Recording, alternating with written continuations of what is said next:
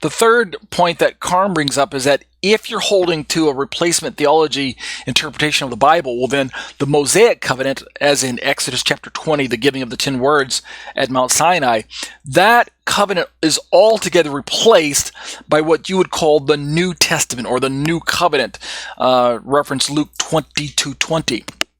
We're going to be talking about this new covenant as outlined in Jeremiah 31:31 through 34, repeated for us in Hebrews 8 through I think about around verse 12. And we're going to look at that as part of our liturgy. So stick around in the live study all the way through to the liturgy, and we'll reference this new covenant and talk a little bit more about that. And then finally, Carm says in their short bullet pointing definition of replacement theology, they talk about that if this is the viewpoint that you hold to, that the church replaced Israel, well then in your mind, it's likely that actual circumcision or physical circumcision for males is replaced by a circumcision of the heart, reference Romans 2:29. So in your mind, God no longer requires physical circumcision of his people.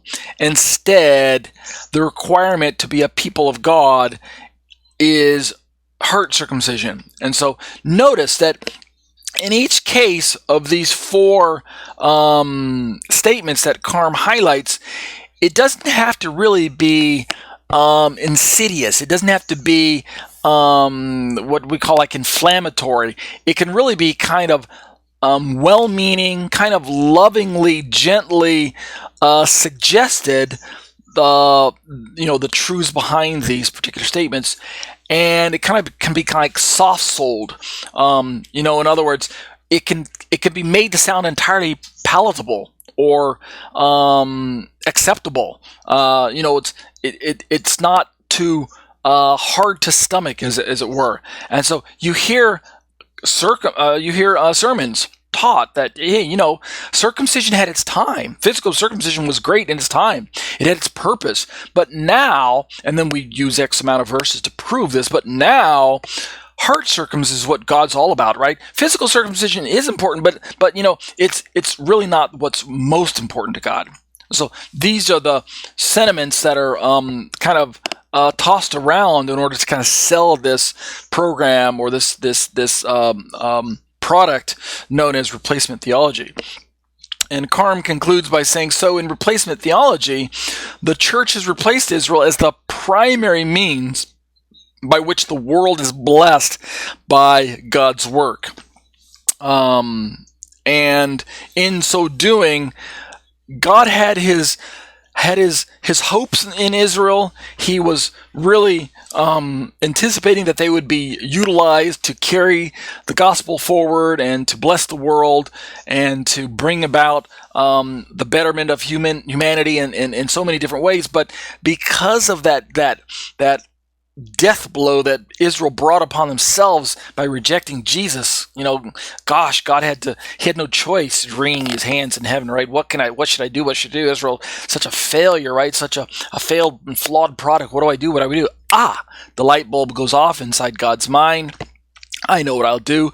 I'll bring in a new people group, and the plans won't fail. The show must go on, God said to himself.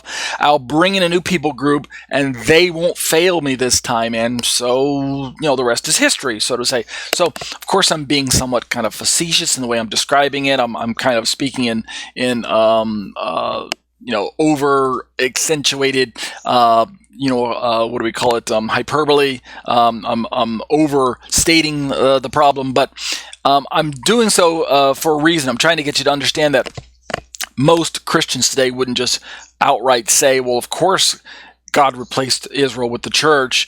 Isn't it too obvious when you read the Bible? Most Christians are probably not ready to take that stance, but if you talk to them about, well, where does the law of Moses fit in? Where does circumcision fit in? Where does the land of Israel play into the gospel message? Well, then it's hard for many Christians to come up with solid answers that are biblically rooted and still, how should we say, bring the truth of the text to the forefront and reject replacement theology. It's difficult to interpret the Bible that way. So I think we'll call it quits right now for this part of the study, leaving room for the other two major parts of the study. Number one, we've got part two, segment two, with the